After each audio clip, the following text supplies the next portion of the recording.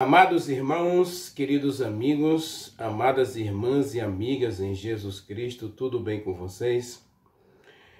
Que a graça maravilhosa de Jesus Cristo, o grande amor de Deus e a doce comunhão do Espírito Santo esteja com todos nós. Amados, que hoje o Espírito Santo, em sua infinita sabedoria e bondade, visite você e assista você em todas as suas necessidades.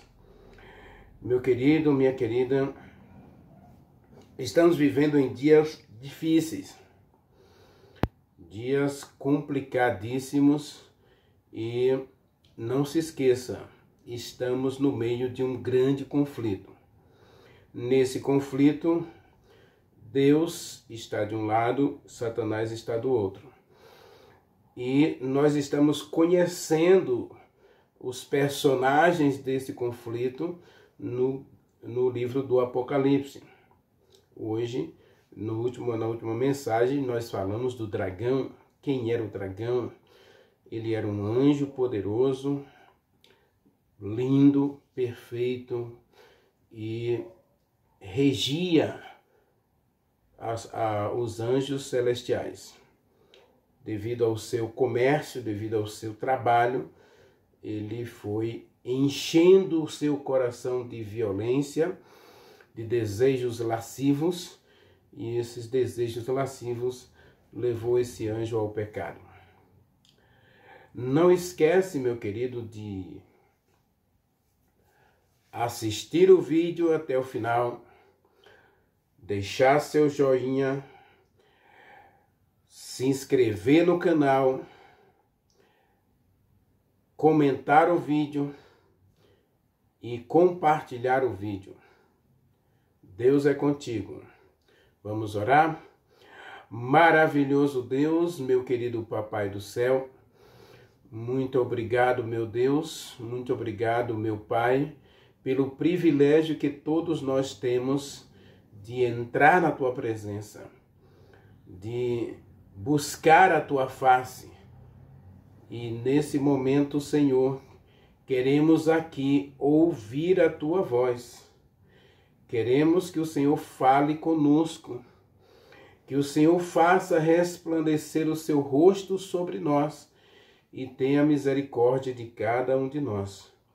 Que o Senhor sobre nós levante a luz do seu rosto e nos dê a Tua paz. Paz que esse mundo não pode nos oferecer, Senhor. Paz que está faltando em nosso mundo. Muitas pessoas têm buscado a paz. Para isso, elas compram armas. Para isso, elas compram elevados sistemas de segurança. Para isso, elas costumam contratar pessoas para fazer sua guarda pessoal.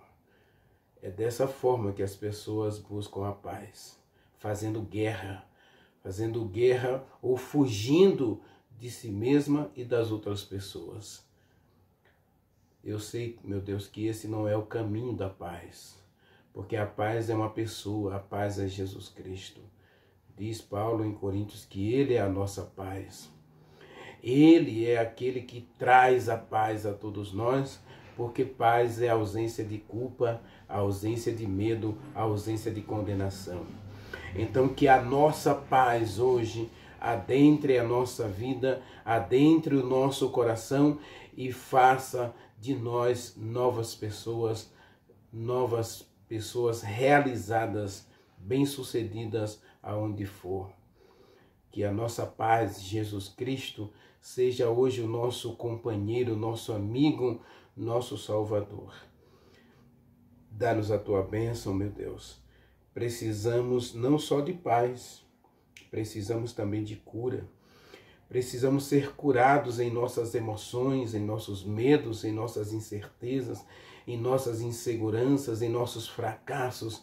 Precisamos ser curados, meu Deus, em nossos pensamentos lascivos, maldosos, vingativos.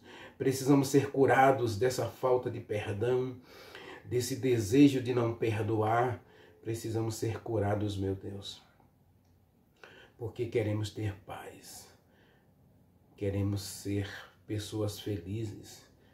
E como podemos ser felizes, meu Deus, quando não temos paz, quando vivemos em guerra? Tenha misericórdia de cada um de nós. E nesse momento, Senhor, estende a tua mão também para nos abençoar. E que o Espírito Santo agora nos ilumine o entendimento e a alma para compreender a tua palavra. Nós te pedimos, ó Deus, que fale conosco. Em nome de Jesus Cristo. Amém. Amados, abra sua Bíblia no livro do Apocalipse. Nós estamos analisando o capítulo 12 de Apocalipse. Nós já falamos da mulher vestida do sol. Nós já falamos do dragão. Agora é hora da gente falar do descendente da mulher. Vamos analisar aí os versos 5 e 6. Vamos falar do descendente da mulher. Afinal de contas, nesse grande conflito, Gênesis capítulo 3, a gente vai dar uma revisadazinha lá em Gênesis capítulo 3, versículo 15, para a gente entender Apocalipse capítulo 12. Não dá para você ler Apocalipse 12 sem buscar um entendimento em Gênesis capítulo 3, de 1 a 15. Só que nós não vamos ler os versos de 1 a 15 de Gênesis, mas vamos ler o versículo 15. Aí, versículos 5 e 6 está escrito de Apocalipse, diz assim: nasceu-lhe um filho varão, que há de reger todas as nações com o cetro de ferro. E o seu filho foi arrebatado para Deus e para o trono dele. A mulher, porém, fugiu para o deserto, onde Deus lhe havia preparado lugar, para que ali seja sustentada durante 1260 anos. Amados, nós vamos falar desse cordeiro, ou desse descendente da mulher. Quem é o descendente da mulher? Sem voltar a Gênesis capítulo 3, a gente não tem um entendimento correto de Apocalipse capítulo 12. Portanto, antes de a gente prosseguir na explicação desse filho da mulher, o descendente da mulher de Apocalipse capítulo 12, versículo 17, então nós precisamos voltar a Gênesis capítulo 3. Eu convido você a voltar a Gênesis capítulo 3, ler os versículos de 1 a 15, para você ter um entendimento de todo esse cenário de Apocalipse capítulo 12. A nossa próxima mensagem, nós vamos trabalhar os versos 7 a 9. Por quê? Porque a mulher deu à luz, o dragão não ficou feliz, e agora o dragão vai fazer guerra, vai realmente procurar todos os meios de destruir o descendente da mulher. O alvo de Satanás não é tão somente a mulher, é o descendente dela. O descendente da mulher, porque em Apocalipse capítulo 12, versículo 5, diz que esse descendente tem um trono. E esse trono é justamente o lugar. O alvo de Satanás era ocupar esse trono. A gente viu na última mensagem, Isaías capítulo 14, versículo 14, onde diz: subirei acima das estrelas de Deus e nele assentarei o meu trono. Então esse trono, o trono de todas as nações, o trono que governa o universo, é a cobiça de Satanás. Esse trono foi o alvo de toda a controvérsia entre Deus e o dragão.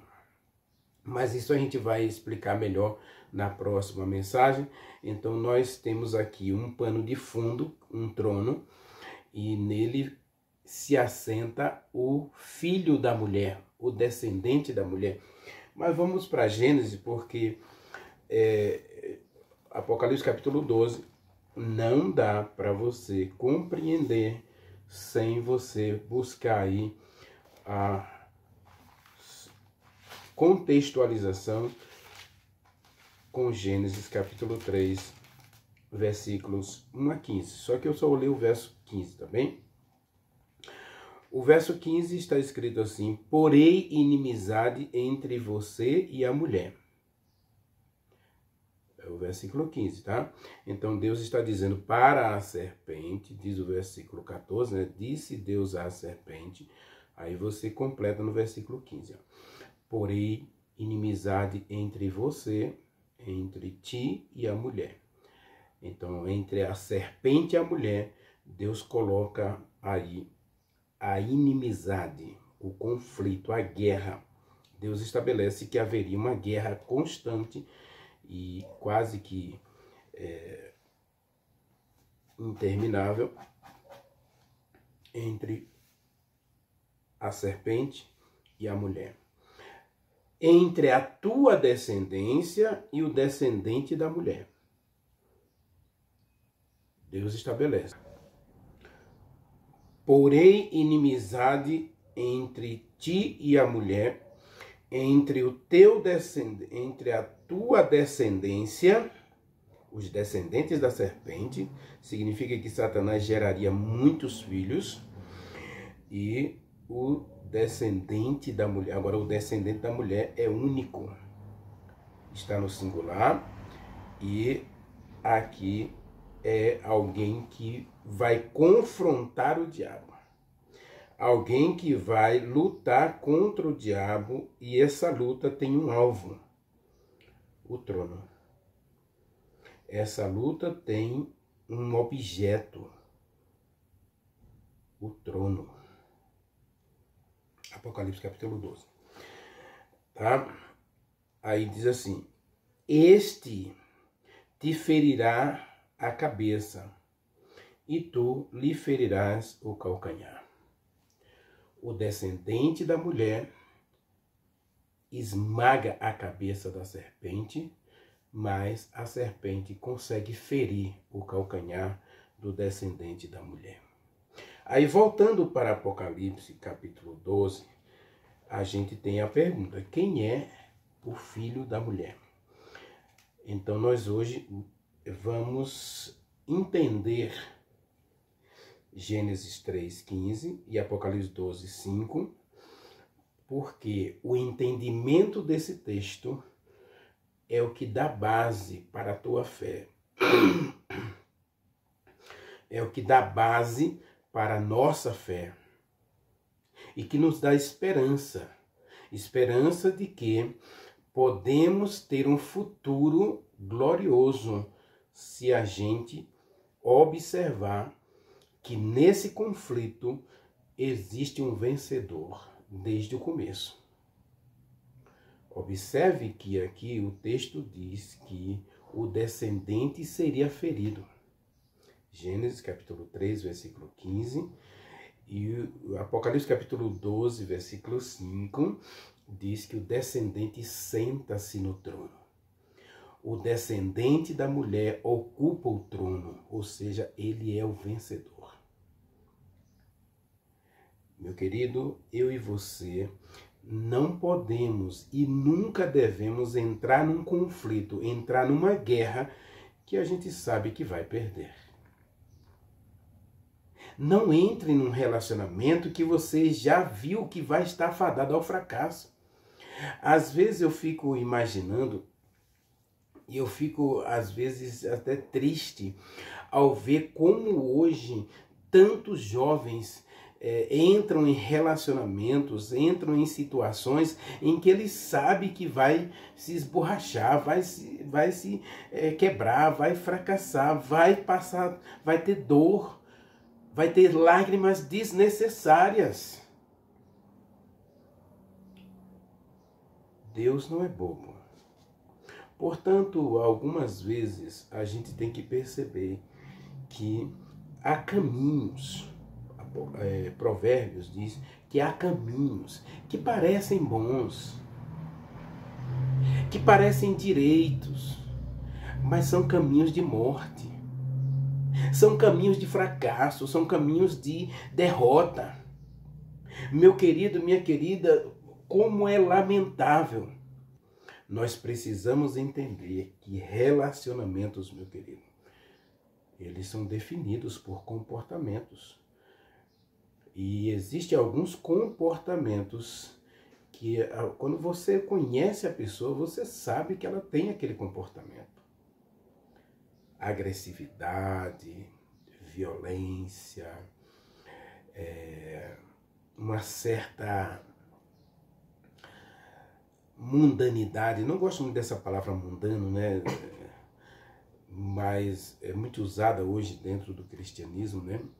Existe uma certa anuência com este mundo, né? A pessoa tem alguns comportamentos típicos de pessoas que não são cristãs, que não têm compromisso com Deus nem com o céu. Cuidado, não entre em relacionamentos que você sabe que vai fracassar. Já começou errado. E aquilo que começa errado, meu querido, nunca vai dar certo. Tenho encontrado muitos jovens que poderiam ter tido um final bem mais feliz se tivesse tido a hombridade ou a humildade de buscar conselhos e orientações de pessoas mais sábias. Mas nesse conflito aqui de Apocalipse 12, diz, eu vou ler o texto de novo para a gente contextualizar, porque hoje nós queremos conhecer o descendente, queremos conhecer esse filho, né? Nasceu-lhe um filho varão, diz o verso 3, né? No verso 5, nasceu-lhe um filho varão, que há de reger todas as nações com cetro de ferro. E esse filho, esse descendente, foi levado para o trono ao lado de Deus. Então ele é o vencedor. Agora, quem é esse descendente? Vamos para o capítulo 9 de Isaías, porque Isaías faz uma descrição do filho. E ele apresenta algumas características importantes desse filho. Então abra sua Bíblia, Isaías capítulo 9. Nós vamos ler aí o versículos 6 e 7. Isaías capítulo 9, versículos 6 e 7. E vamos ver a descrição do nascimento desse menino aí. Diz o versículo 6 assim: porque um menino nos nasceu, um filho se nos deu. O governo está sobre seus ombros, e o seu nome será maravilhoso, Conselheiro, Deus forte, Pai da eternidade, Príncipe da paz.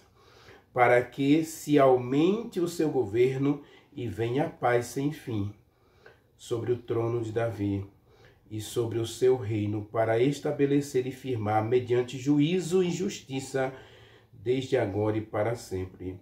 O zelo do Senhor dos Exércitos fará isto. Olha que descrição maravilhosa de Jesus Cristo. Um menino nos nasceu. O governo está sobre os seus ombros. O seu nome será maravilhoso, Conselheiro, Deus forte, Pai da eternidade, Príncipe da paz. Ele é a nossa paz. E agora ele vai estabelecer seu trono. E ele vai estabelecer seu trono de duas formas, meu querido.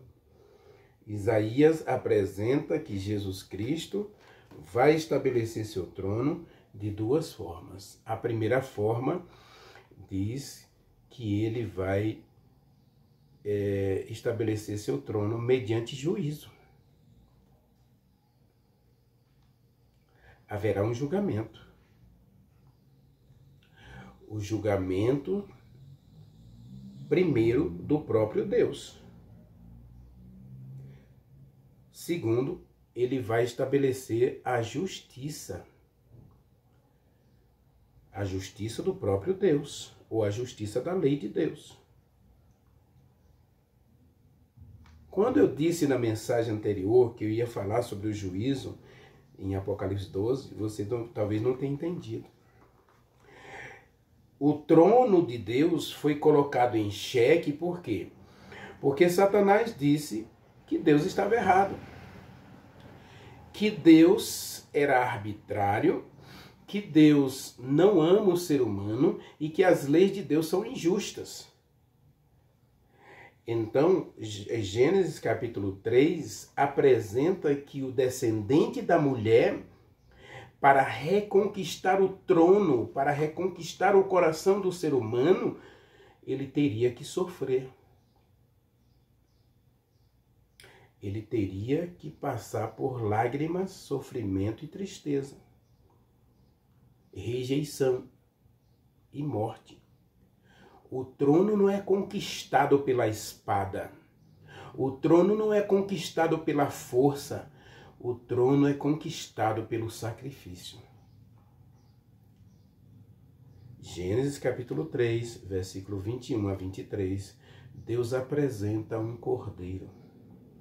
Vamos ler Gênesis capítulo 3.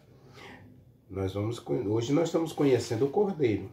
Nós estamos conhecendo o descendente da mulher. Então, Gênesis capítulo 3 apresenta que haveria uma inimizade entre o descendente da mulher e a descendência da serpente, né? Entre o descendente da mulher e a descendência da serpente.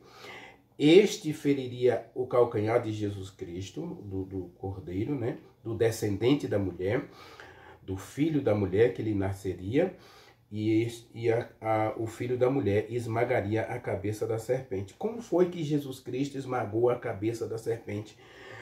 Gênesis capítulo 3 diz assim, olha, verso 20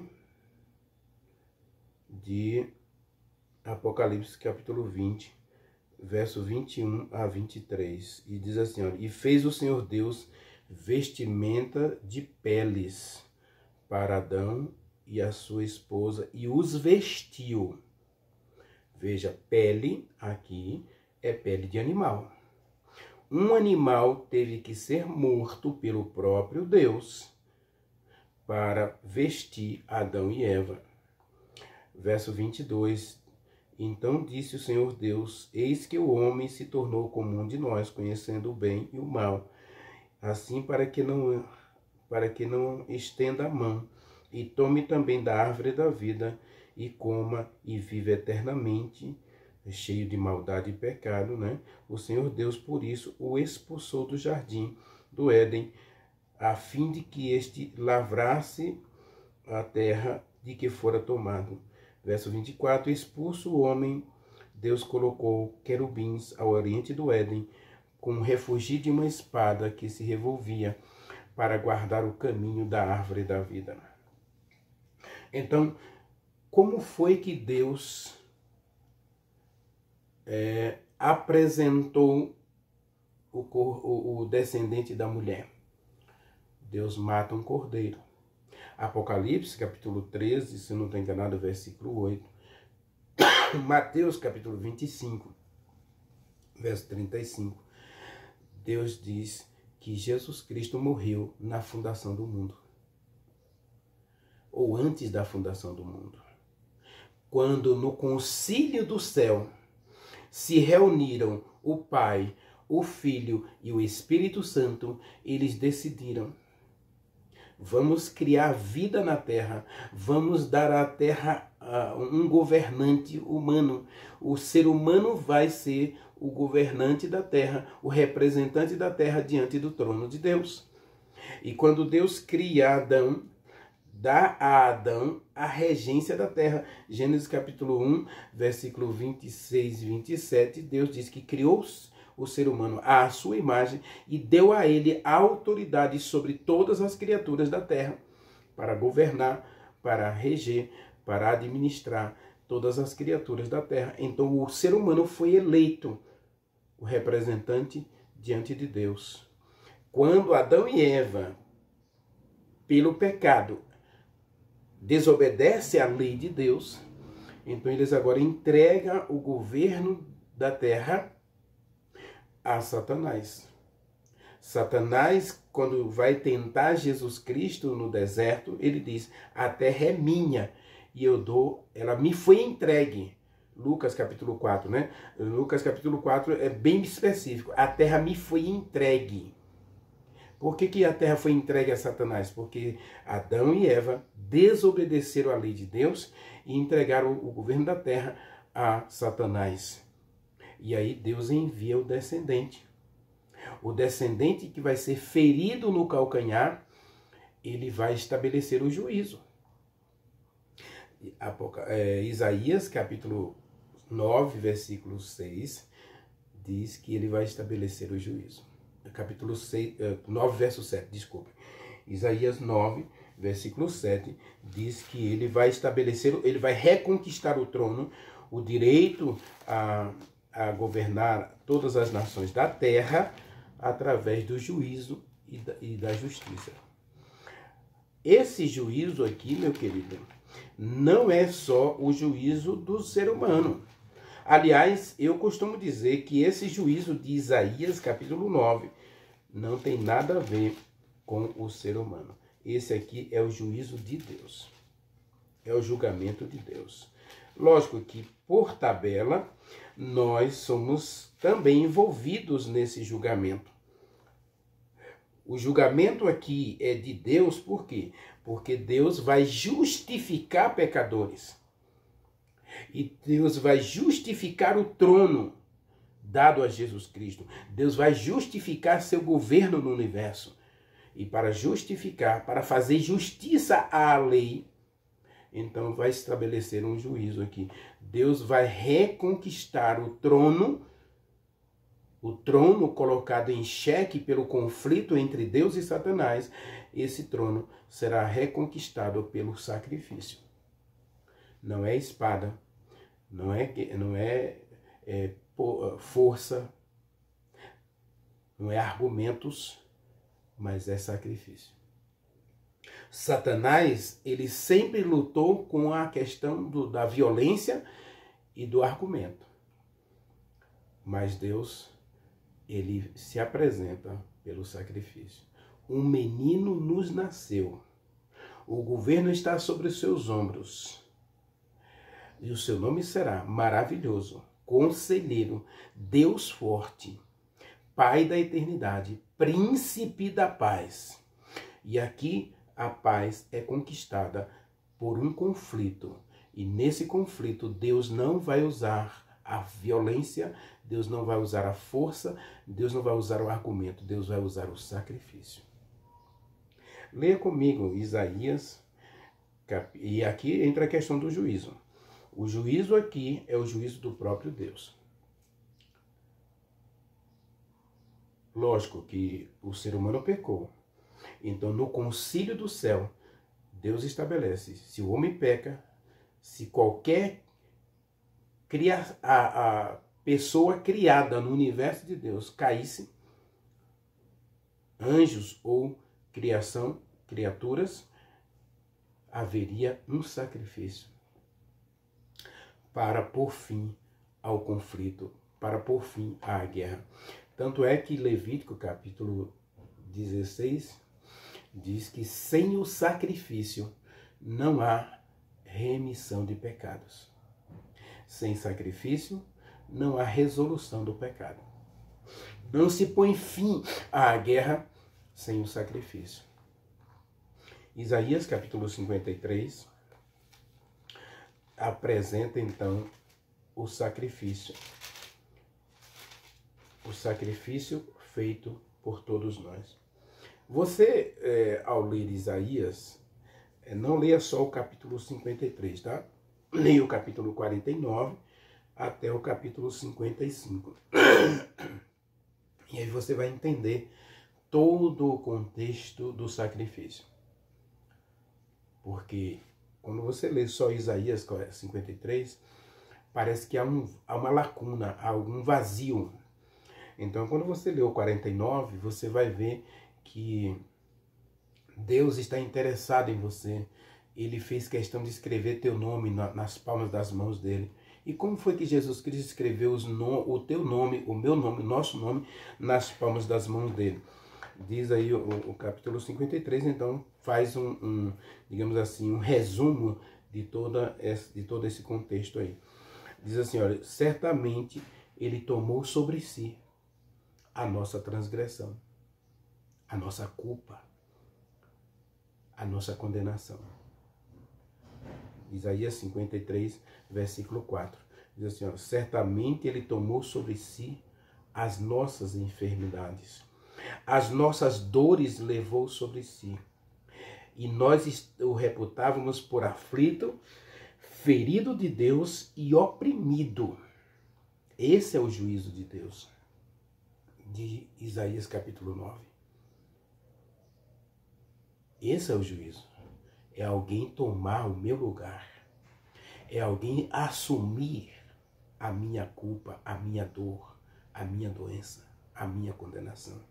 Diz o verso 5, ó, todos nós andávamos como ovelhas, cada um se desviava pelo caminho, mas o Senhor fez cair sobre ele o pecado de todos nós.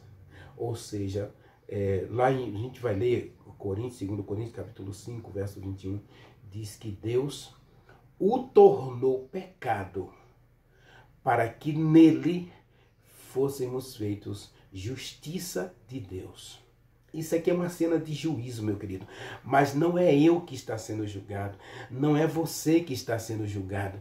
Não é. É o próprio Deus que está sendo julgado. É a própria lei de Deus que está sendo julgada. E aqui nós encontramos o Filho. Alguém que se identifica comigo e com você. Leia de novo o texto aí do versículo 5, né? Mas o versículo 4, né? Nós o reputávamos por aflito, ferido de Deus e oprimido. Versículo 5, mas ele foi traspassado pelas nossas transgressões, foi moído pelas nossas iniquidades. O castigo que nos traz a paz estava sobre ele, e pelas suas pisaduras nós fomos curados.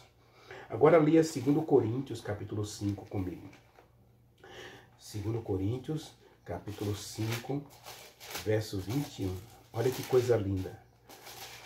É uma coisa tremenda, é um mistério de Deus. Aqui do capítulo 5, verso 21, diz assim: aquele que não tinha pecado, aquele que não conheceu a maldade, aquele que não conheceu a transgressão, Deus o transformou em pecado, para que nele fôssemos feitos filhos de Deus, ou justiça de Deus. Esse é Jesus Cristo.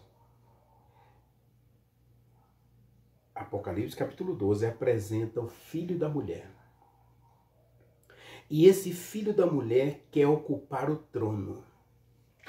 O trono que lhe é de direito. Apocalipse capítulo 15 apresenta que ele vai ser entronizado. Apocalipse capítulo 20 diz que ele vai reger nesse trono durante 1000 anos, vai governar com os santos durante 1000 anos. Também Daniel capítulo 7, versos 22 a 27, fala desse momento de juízo estabelecido em que Deus é julgado e Deus é justificado diante do universo pelo Filho.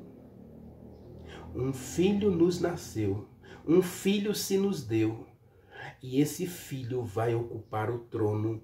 Esse trono é o trono do universo para reger todas as nações dos mundos criados pelo próprio Deus.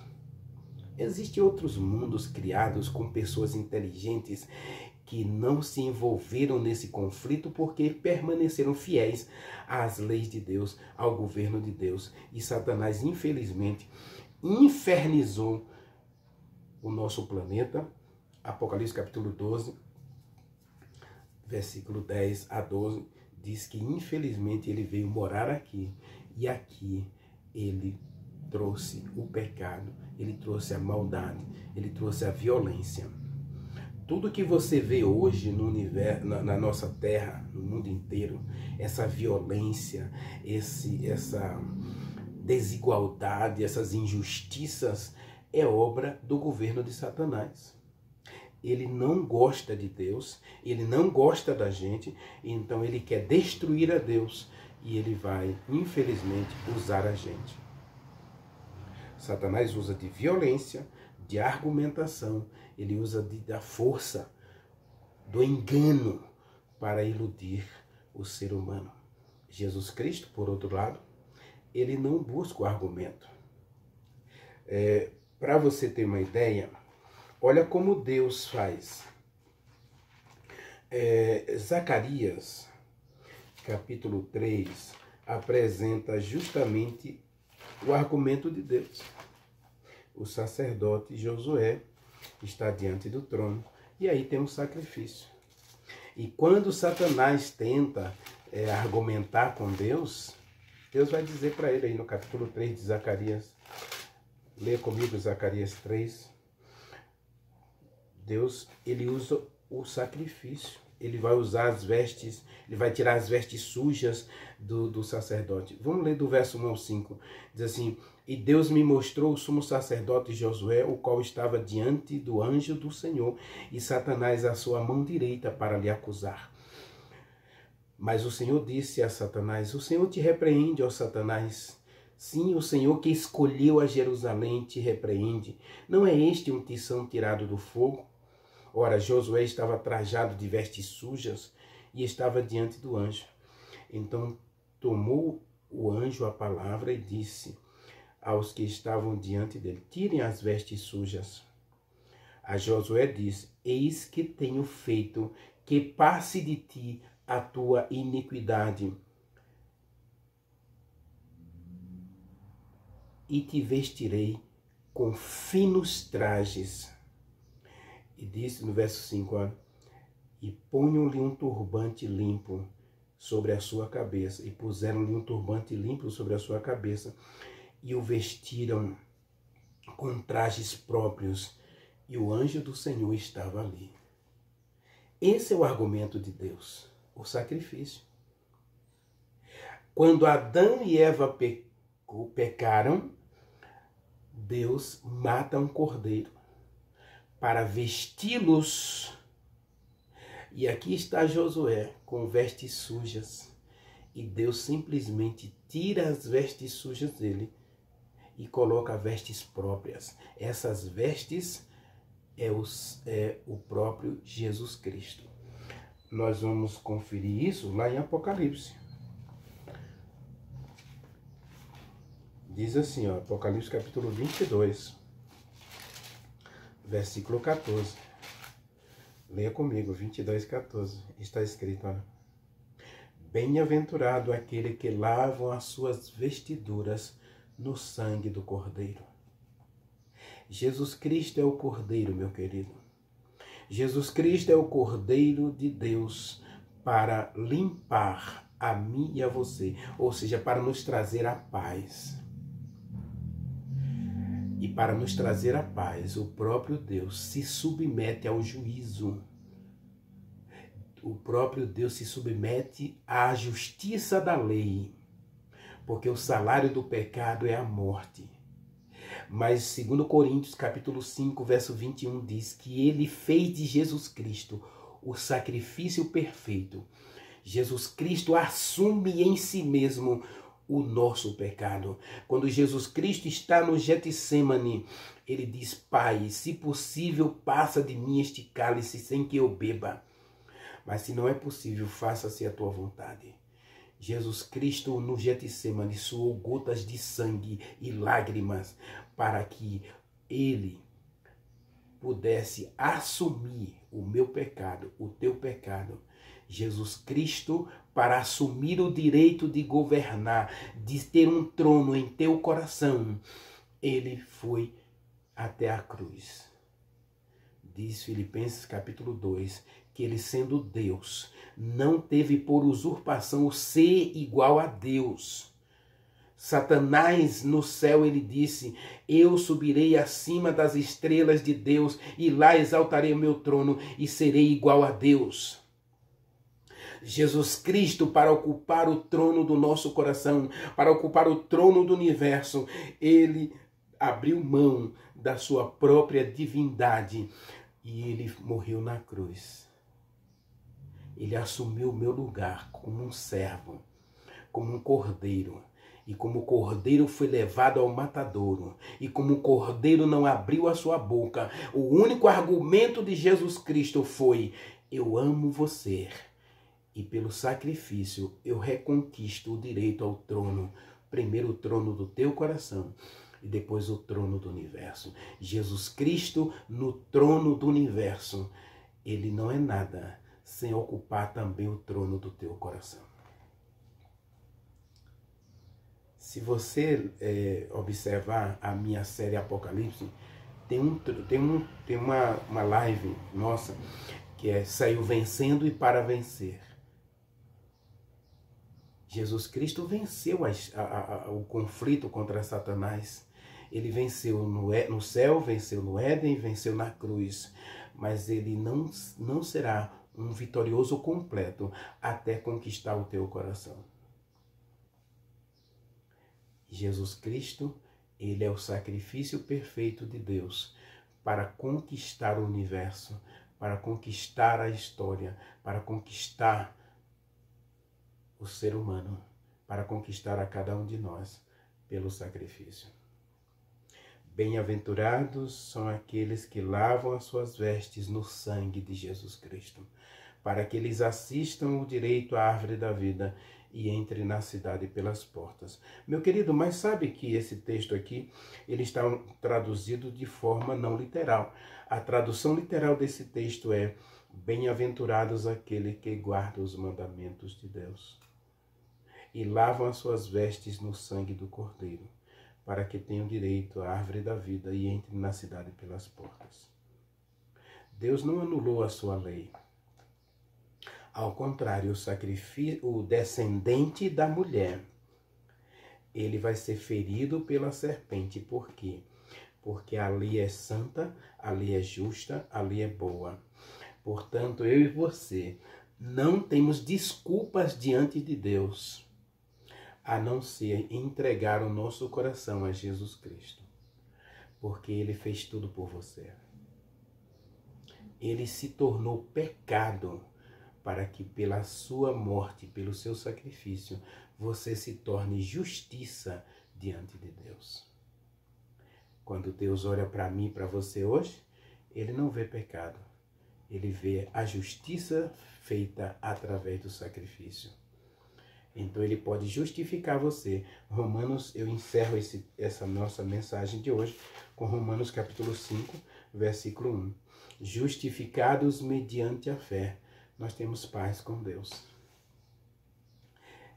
Isaías capítulo 9, versículo 5 apresenta que Jesus é o príncipe da paz.